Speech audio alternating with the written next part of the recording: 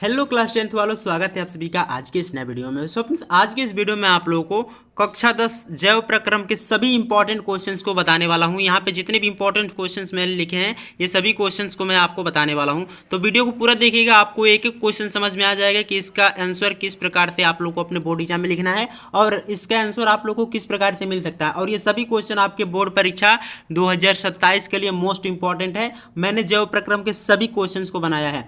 वैसे यदि आप जैव प्रक्रम का पूरा चैप्टर पढ़ते हैं तो आपको 4 चीज़ों को पढ़ना होता है। सबसे पहले पोषण पढ़ते हैं, फिर शोषण पढ़ते हैं, फिर उत्सर्जन पढ़ते हैं और लास्ट में परिवहन पढ़ते हैं। लेकिन इस वीडियो में आप लोग को सभी भागों के मोस्ट इंपॉर्टेंट प्रश्नों को बताने वाला हूं। और यदि आप इतने प्रश्नों को तैयार कर लेते हो तो मैं पूरी गारंटी देता हूं कि विज्ञान में जैव प्रक्रम के जितने भी प्रश्न पूछे जाते हैं इससे बाहर अभी प्रश्न नहीं आएंगे। और इससे इंपॉर्टेंट दीर्घ उत्तरीय प्रश्नों के साथ साथ कुछ शॉर्ट क्वेश्चन भी बनते हैं। तो वीडियो को पूरा देखिएगा, एक एक क्वेश्चन में आप लोग को बता दूंगा और लास्ट में बताऊंगा कि इसका आंसर आपको कैसे मिलेगा, इसका नोट्स आपको कैसे मिलेगा। देखिए, सबसे पहला क्वेश्चन यहाँ पे दिया गया, ऊपर लिखा गया कि जैव प्रक्रम के सभी महत्वपूर्ण प्रश्न, यहाँ पे महत्वपूर्ण रहेगा, आप इसे अच्छे कर लीजिएगा, ठीक है। एंड उसके बाद देखिए, इसमें पहला क्वेश्चन हम लोग को दिया गया है कि पोषण किसे कहते हैं, इसके कितने प्रकार होते हैं। पोषण किसे कहते हैं और ये कितने प्रकार के होते हैं। स्वपोषी पोषण, विषमपोषी पोषण आप लोगों ने सुना होगा। तो ये होते हैं पोषण के प्रकार। और पोषण होता क्या है तो इसकी डिफिनेशन मैं आपको बताऊंगा किस प्रकार से आप लोग को इस सबका नोट्स मिल सकता है। उसी प्रकार से दूसरा क्वेश्चन है, प्रकाश संश्लेषण की क्रियाविधि का विस्तार पूर्वक समझाइए। प्रकाश संश्लेषण की क्रियाविधि मोस्ट इंपॉर्टेंट है आपके लिए, आपके एग्जाम में आता है। उसके बाद 6 नंबर में पूछा जाता है। उसके बाद दिया गया प्रकाश संश्लेषण का दैनिक जीवन में उपयोग, 2 नंबर के पूछ लिया जाता है। अमाशय किसे कहते हैं, इसका नामांकित चित्र बनाइए। अमाशय का डायग्राम बना के उसका वर्णन करना है। मनुष्य के आहार नाल का सचित्र वर्णन कीजिए। मनुष्य के आहार नाल बोलिए या उसके पाचन तंत्र का सचित्र वर्णन कीजिए, ये भी बोल सकते हैं। एंड उसके बाद 6वां क्वेश्चन है इसका कि प्रकाश संश्लेषण किसे कहते हैं, प्रकाश संश्लेषण की क्रियाविधि का वर्णन कीजिए। ये इंपॉर्टेंट क्वेश्चन आपके बोर्ड एग्जाम के लिए मोस्ट इंपॉर्टेंट है, ठीक है। उसके बाद देखिए नेक्स्ट क्वेश्चन देख लेते हैं, क्वेश्चन नंबर 7। ये भी आपके लिए मोस्ट इंपॉर्टेंट है और इसमें लिखा गया है कि स्वपोषी और विषमपोषी पोषण में अंतर लिखिए। स्वपोषी पोषण क्या होता है और विषमपोषी पोषण क्या होता है। एंड उसी प्रकार से क्वेश्चन नंबर 8वां में दिया गया है कि श्वसन किसे कहते हैं, इसके प्रकारों का वर्णन कीजिए। श्वसन क्या होता है और ये कितने प्रकार के होते हैं। एक आक्षिक श्वसन होता है और अनाक्षिक श्वसन होता है। यहाँ पे दिया भी गया है कि आक्षिक और अनाक्षिक श्वसन में अंतर लिखिए। तो इसको किस प्रकार से आप एक्सप्लेन कर सकते हैं। ये इंपॉर्टेंट क्वेश्चन को आप नोट करते रहिए। ये सभी क्वेश्चन मैंने एक एक PYQ पेपर को ढूंढ के बनाया और मेरे इंस्टाग्राम पेज पे जाइए, आप लोग को सभी क्वेश्चन के आंसर भी मिल जाएंगे। और यदि आपको नोट्स चाहिए तो मैं आपको बता रहा हूँ कि किस प्रकार से आपको इसके नोट्स मिल सकते हैं। एंड उसके बाद देखिए क्वेश्चन नंबर 10। देखिए क्वेश्चन नंबर 10 में दिया गया हम लोग को कि मानव में श्वसन का सचित्र वर्णन कीजिए। जैसे श्वसन तंत्र का डायग्राम बनाते हैं तो सचित्र वर्णन करना है, उसके डायग्राम के विभिन्न पार्टों को वर्णन करना है।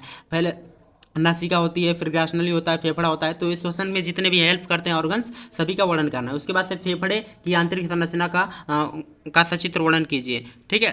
उसके बाद से दिया गया है क्वेश्चन नंबर 11। देखिए क्वेश्चन नंबर 11 में हम लोगों से पूछा है कि फेफड़े की आंतरिक संरचना का सचित्र वर्णन कीजिए, मतलब वही क्वेश्चन रिपीटेड है, यहाँ पे आ गया है। क्वेश्चन नंबर 12 में दिया गया है कि पादपों में श्वसन किस प्रकार से होता है। जो पादप होते हैं उसमें श्वसन किस प्रकार से होता है हम लोग को बताना है। देखिए नेक्स्ट क्वेश्चन नंबर 13 में दिया गया है कि रुधिर, यहाँ पे रुधिर रहेगा, रथिर ना रहेगा। रुधिर के घटक का विस्तार पूर्वक वर्णन कीजिए। जैसे रुधिर में RCB पाया जाता है, प्लेटलेट पाया जाता है, प्लाज्मा पाया जाता है, तो इसके विभिन्न प्रकारों का वर्णन करना है। उसके बाद हृदय की आंतरिक एवं बाह्य संरचना का सचित्र वर्णन कीजिए। हृदय की जो आंतरिक और बाह्य संरचना होती है इसका सचित्र वर्णन करना। और ये 4 से 6 नंबर में आपके एग्जाम में पूछा जाता है। यदि कोई भी ऐसा क्वेश्चन है जिसमें आपको डायग्राम दिया गया है तो वो 4 से 6 नंबर में पूछा जाता है। लेकिन इससे आपके MCQ भी क्वेश्चन तैयार हो जाएंगे। जैसे आप लोग इसको यदि पढ़ेंगे तो उससे शॉर्ट क्वेश्चन जितने बनने वाले होंगे सब तैयार हो जाएंगे, ठीक है। तो आप इसीलिए मैं लॉन्ग क्वेश्चन बता रहा हूँ कि यदि आप ये तैयार कर लेते हैं तो आपका शॉर्ट क्वेश्चन और MCQ बेस्ड क्वेश्चन सभी तैयार हो जाते हैं। तो इसी प्रकार से दिया गया क्वेश्चन नंबर 15 में कि धमनी और शिरा में अंतर लिखिए। 2 नंबर के पूछ ले जाते हैं।